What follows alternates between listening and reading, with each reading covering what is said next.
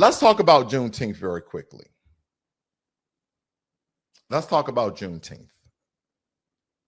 But first, I want to give you guys the difference in flags that you may see during Juneteenth. This red, black, and green flag. And different people within the Black empowerment movement, they have their own take, but I just want to kind of give you a compare and contrast because we're talking about two flags. We're talking about this flag that you see as well as this flag. Very quickly, these two flags, one history, but which one tells the truth? Which one tells the truth? We're unpacking the powerful symbolism of Juneteenth through the lens of two flags, the widely promoted red, white, and blue Juneteenth flag versus the so-called revolutionary Pan-African red, black, and green flag. Now, for those foundational Black Americans, we don't associate ourselves anymore with the red, black, and green Pan-African flag because what you'll see is a total celebration of Black Americans wearing tribal cloth from Africa.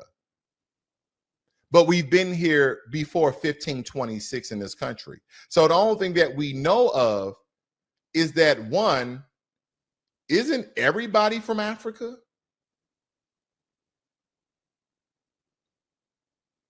Don't a lot of African people come from different countries? They have different cultures. They have different this. Why are Black Americans always tied to be African American? But Europeans that came over here from Europe in the early 14, 15, 1600s, you never hear the descendants call themselves European Americans. But for some reason, we've been here as long and longer than them, but somehow we're still African American. We're not just American or Black American. This is the dichotomy and duplicity of trying to tie someone to a continent they know nothing about. And even though we all stated through fossils and all other sorts of archaeology information and evidence that everyone derives from Africa. Let's get back on the flag. I don't want to go too far, too fast. Because this flag right here has been plastered across all sorts of, government offices. The Pan-African flag, also known as the RGB flag, created by the Universal Negro Improvement Association under the leadership of no other than Marcus Garvey in 1920. And this flag wasn't made for assimilation. It was made for reclamation, supposedly. And that the red symbolizes the blood that unites all people of African ancestry, and that the blood shed in the struggle for the liberation or our liberation.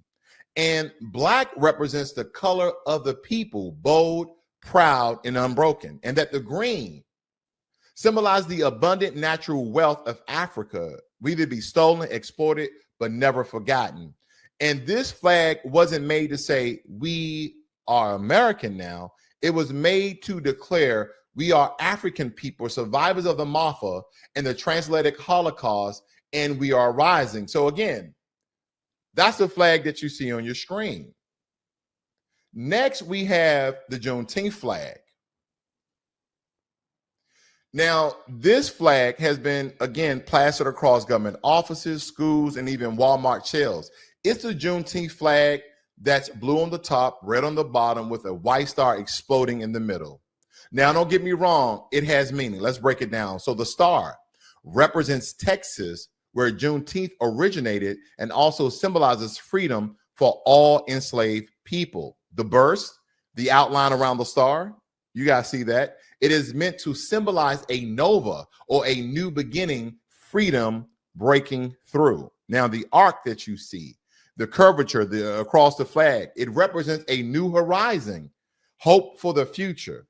And the colors, red, white, and blue, these colors were chosen to mirror the American flag to show that formerly enslaved people were now Americans too. So here's the heart of it. The red, white, and blue Juneteenth flag tries to fold us into America's story, which we're the bedrock and foundation of. It's a quiet declaration of belonging, a symbolic seat at the table. But the red, black, and green flag, while interesting enough, says that we are not just survivors, we are warriors, innovators, kings and queens. Our freedom doesn't come from Lincoln's pen, it comes from our fight, our resistance, and our bloodline. That's why so many in the Black liberation movement reject the red, white, and blue, while others accept it. And when it comes to Juneteenth, because while the Emancipation Proclamation was signed in 1863, we didn't get the news in Texas until 1865, 2 years after the Emancipation Proclamation was signed that freed all enslaved people. And we still don't have justice in 2025. So we celebrate Juneteenth to honor our ancestors, but mostly the red, white, and blue, because we are foundational Black Americans. Now, with that being said, I think we should really break down Juneteenth. And as you guys see all these images, you see a lot of these, African cloth and traditional garments that does not represent our Americanness. Somehow we got lost along the way. But let me, guys, just inform you and educate for people who may not be familiar with Juneteenth.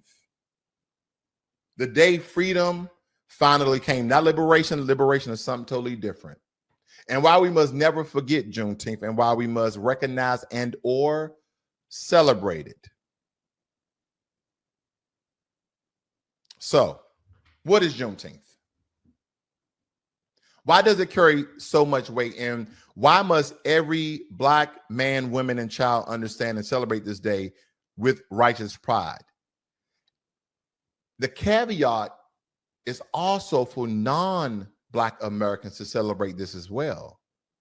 Because it was June 19th, 1865, the place, Galveston, Texas, the westernmost Confederate state where enslaved people from the continent of Africa and those indigenous Black Americans that were already here still toiled under the brutal hand of bondage more than 2 years after President Lincoln has signed the Emancipation Proclamation in 1863. Yes, you guys heard me right. The Emancipation Proclamation, which declared that all enslaved people in Confederate states were to be free, and been in effect for over 2 years, was still in shackles and chains. But word didn't travel fast in those days, especially when slaveholders had every incentive to keep it hidden. So for hundreds of thousands of Black men and Black women and children in Texas, still enslaved, and still slavery was ruining and ruling their lives. Until that fateful day, because on June 19th, Union General Gordon Granger arrived in Galveston with 2,000 troops, issued a General Order number 3 declaring, the people of Texas are informed that in accordance with a proclamation from the Executive of the United States, all slaves are free. And just like that, folks, the last vestiges of legal slavery was shattered. Juneteenth is more than a date. It's a spiritual rapture, a movement when stolen humanity was returned, even if it's imperfectly. It's not the 4th of July. If you guys ever read the 4th of July when it came to Frederick Douglass said, what is the 4th of July to a slave? That's because while we were gaining our independence from the British July 4th, 1776, Black Americans were still enslaved. We were still in shackles. We were still chained. That is why.